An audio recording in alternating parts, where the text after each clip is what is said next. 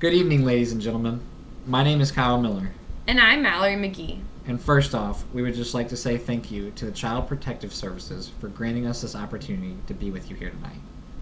As you may know, the purpose of tonight's gathering is to further educate community leaders on issues related to child abuse and neglect. One topic that many of us do not think about is the one that we have chosen to address here tonight.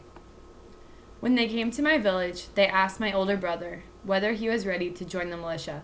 He was just 17, and he said no. They shot him in the head. Then they asked me if I was ready to sign, so what could I do? I didn't want to die. Being new, I couldn't perform the very difficult exercises properly, so I was beaten every morning. 2 of my friends in the camp died because of the beatings. Soldiers buried them in the latrines. I am still thinking of them. Both of these disturbing testimonies are from actual former child soldiers from the Democratic Republic of Congo and were found in our research on childsoldiers.org. These testimonies and the intensity of their content stuck out to us and intrigued us to dig deeper into this topic and to make it our emphasis of tonight's presentation. The reason the topic is foreign to most Americans is because the United States is not experiencing the problem of child soldiers firsthand, so it has become an afterthought amongst our country. The United States is not directly involved by having our own child soldiers, but the main issue for the United States of America is that their funding of other countries can indirectly support the countries who do indeed use children in their military. We have to be very careful. We have conducted our research on the issues surrounding child soldiers, including who is considered a child soldier, jobs they perform, the psychological effects of being a child soldier, the legal conflicts surrounding child soldiers in the military, and the U.S. involvement in policies regarding these issues. So, the first question that many people may ask is, what is a child soldier? According to the Paris Principles and Guidelines on Children Associated with Armed Forces or Armed Groups, an internationally accepted definition of a child soldier is any person below 18 years of age who is or who has been recruited or used by an armed force or armed group in any capacity, including but not limited to children, boys and girls, used as fighters, cooks, porters, messengers, spies, or for sexual purposes.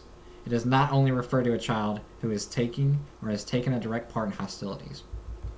I think one important aspect of this definition that is not focused on enough is that child soldiers can be boys and girls, because the first image that typically comes to people's mind is that of a young boy holding a gun. As we can see here, it is not just boys who are recruited, and the jobs they perform are not just them fighting in battles.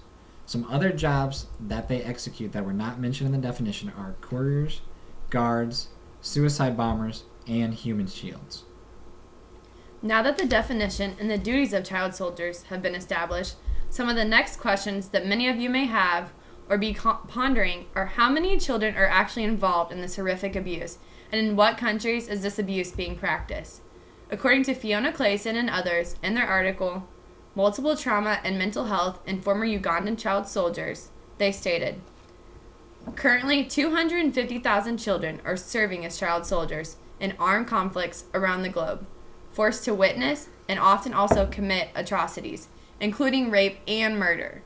Since January 2011, there have been reports of specific countries that have enlisted child soldiers, and while these countries do not maybe consistently use child soldiers, they have at least had reports being made. These countries in alphabetic order include Afghanistan, Central African Republic, Colombia, the Democratic Republic of Congo, India, Iraq, Israel, Libya, Mali, Myanmar, Pakistan, the Philippines, Thailand, Somalia, Sudan, South Sudan, Syria, and Yemen. There is also the LRA, which is the Lord's Resistance Army that some of you may be aware of. It's an armed opposition group that started in Uganda. The LRA recruits and then uses child soldiers, which is in the present area of Central African Republic, the Democratic Republic of Congo, and South Sudan. Armed opposition groups are non-state groups that are backed by or allied to government forces but are not specifically part of them. So, with so many countries participating in this monstrosity, the next thing you might wonder is, are there not any legal standards or laws in place to keep these adults from forcing children to commit these terrible acts? And on a further note, Are there any legal ramifications for the children themselves? The optional protocol to the Convention on the Rights of the Child on the Involvement of Children in Armed Conflict, or OPAC, set 18 as the minimum age for direct participation in hostilities and for compulsory recruitment by state armed forces. This standard was adopted by the United Nations General Assembly on May 25th of 2000, but it did not become effective until February of 2002. An additional statute in place, according to Peter Britt and Michelle Nell's article, The Criminal Liability of Child Soldiers in Search of a Standard, is the Rome Statute of International Criminal Court established in 1998. This statute states that it is a war crime to recruit or enlist children under the age of 15 years of age or to use them to participate in acts that are hostile. Continuing on with Britt and Neal's article, while it is a war crime to involve children under 15 years, to date, no children have been prosecuted as war criminals in terms of international law, and there is no international standard in the determination of the age of criminal accountability of children. Later on in their article, they bring up the straight 18 approach, which is clearly supported in the 2007 Paris Commitments and Principles, where states agreed in principle that children A, below the age of 18, should not be prosecuted for war crimes, and B, are considered primarily as victims of violations against international law and not only as alleged perpetrators. Now that we have looked at some of the legal standards that are in place to try and protect these children, we find ourselves questioning how being a child soldier affects these children. There was a study conducted by Fiona Clayson and colleagues that looked into the psychological aftermath of being a child soldier. In their article, which is titled Multiple Trauma and Mental Health in Former Ugandan Child Soldiers, they conducted a cross-sectional study where they interviewed 330 former child soldiers. 52% were boys, 49% of these were girls, whose average age was 14.4 years old. In their study, they assessed many details about each of the participants from their demographic. They assessed the information from their demographics as well, the traumatic experiences, and the frequency of each during abduction. They did assessments of post-traumatic stress disorder, also known as PTSD, and major depressive disorder, known as MDD, and also a youth self-report made for behavioral and emotional problems. The results of this study were staggering, and they showed that the average age on joining was 10.8 years old, and they served for an average of 19.8 months. All of the children in this study but one were abducted and forced into the army, while the one was born into captivity. The most common traumatic experience were exposure to shooting, beatings, starvation, and the witnessing of killings. Over one half of these children had actually killed somebody, and 1/4 of them had been raped during their abduction. Out of the 19 traumatic experiences that these children were asked about, on average, they had experienced 15 of them. 81% of these children had managed to escape from captivity, but 32% of them had been abducted more than once, with some of them up to 5 times. When analyzing the many international neuropsychiatry interviews for children and adolescents, or MiniKid, the data for PTSD and MDD, they found that the children displayed, on average, 8.9 PTSD symptoms and 6.5 MDD symptoms, with 61 of these children, or 19%, qualifying for a diagnosis of both.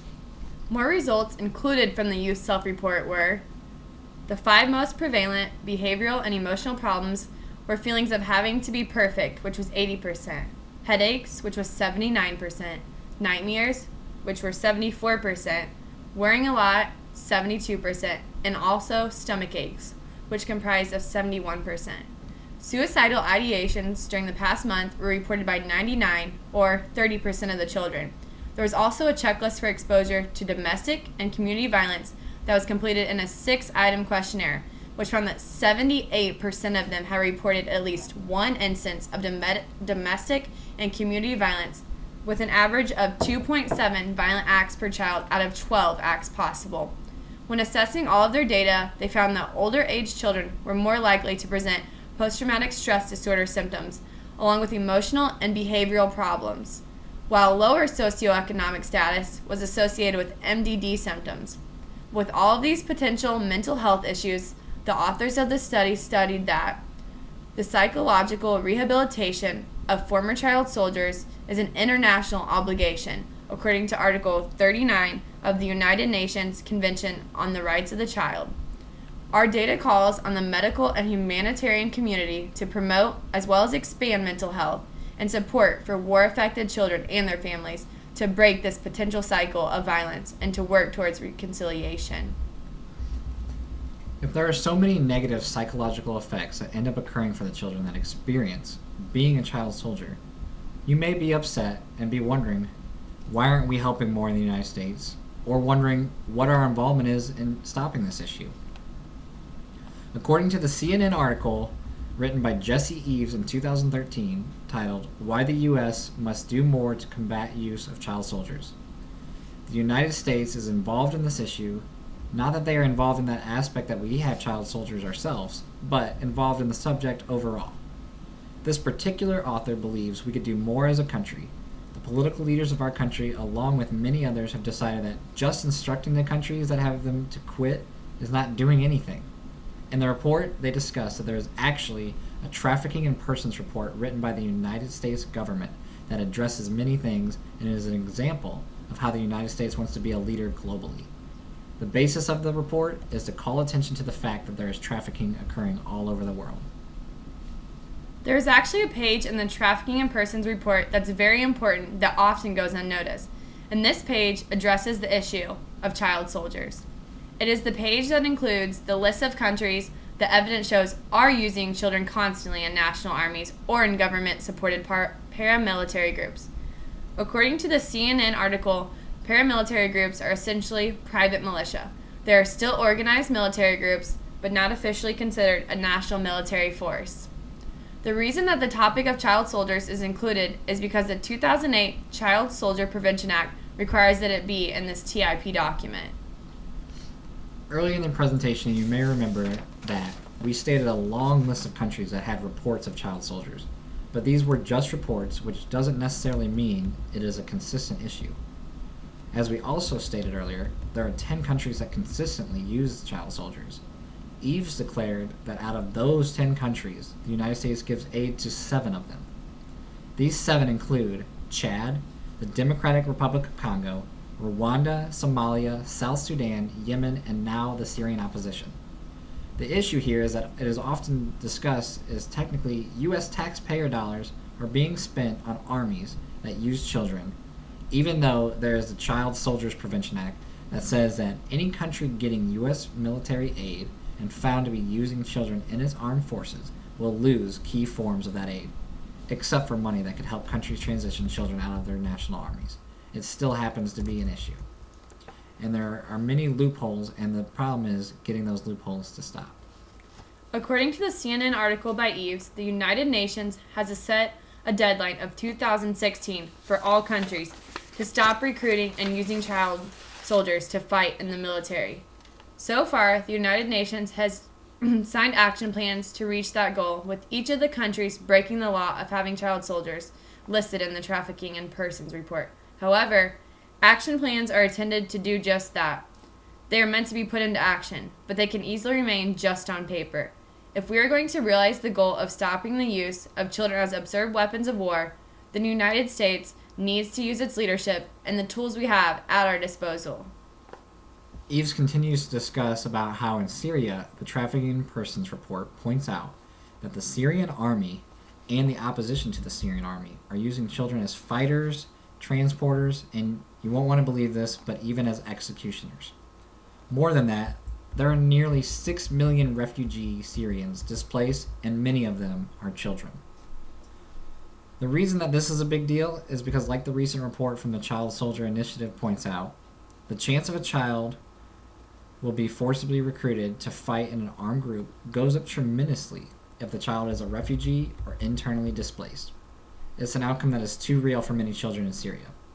The U.S. continues to show its leadership in fighting human trafficking when it comes to sexual and labor exploitation. Now the U.S. government must do the same thing for children used as weapons of war. We are so glad that we have been able to share with you general information about what child soldiers are, what jobs they have, the countries that they are used in, reasons that country uses them, the legal aspects of the topic, and psychological effects of being a child soldier. The involvement of the United States as well, and many other things. The issue of child soldiers is something that is a serious, serious issue in child abuse and neglect. I hope that we have created a deeper understanding for all of you on this topic. I hope that you have all gained some new insight and have clearly enjoyed our presentation. Thank you so much for coming. This concludes our presentation. Please let us know if you have any additional questions regarding child soldiers.